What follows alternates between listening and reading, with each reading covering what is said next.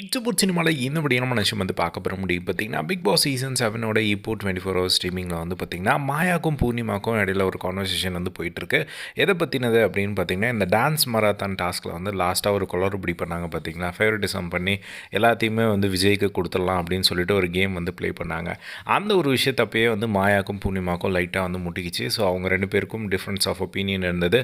நான் கமல் சார்கிட்ட திட்டு வாங்க ரெடியாக இல்லை, நான் இதில் வரல, என்னோடய காசை நான் கொடுத்துருங்க, நான் போய் மாட்டிக்கிறேன், என்னோட நேமில் வந்து நான் 4000 எழுதிக்கிறேன் அப்படின்னு மாயா கேட்க, பூர்ணிமா வந்துட்டு ஏங்க எதுக்குங்க பயப்படுறீங்க அப்படின்ற மாதிரி சொல்ல, இல்லைங்க என்னை வந்து கேள்வி கேட்பாங்க அப்படின்னு சொல்ல, சமாளிக்க தெரியாதா அப்படின்னு சொல்லி மாற்றி மாற்றி ரெண்டு பேருமே சண்டை போட்டு பாட்டில் அடித்து உடச்சி போனோம். அதெல்லாம் பார்த்துருந்தோம் பூர்ணிமா.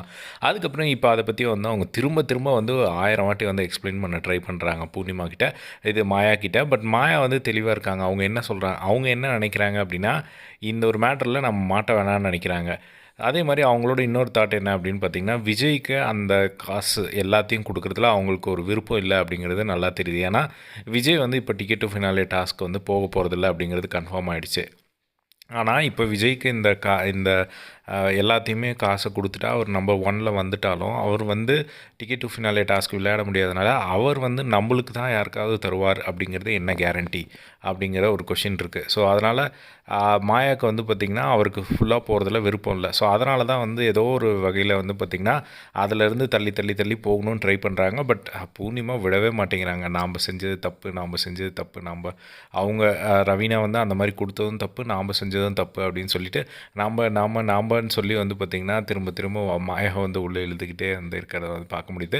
பட் மாயாவுக்கு வந்து அதில் ஒரு சுத்தமாக விருப்பமே இல்லை அப்படிங்கிறது கிளியராக தெரியுது. அவங்க வந்து அந்த ஒரு கான்வர்சேஷன்லேருந்து அவங்க பேசுகிறதுலே தெரியுது, பெருசாக ரெஸ்பாண்ட் பண்ண மாட்டேங்கிறாங்க. அவங்களோட ரியாக்ஷன்லேருந்தே வந்து தெரியுது பூர்ணிமா வந்து இந்த மாதிரி பண்ணுறது அவங்களுக்கு பிடிக்கல அப்படிங்கிற ஒரு விஷயம்.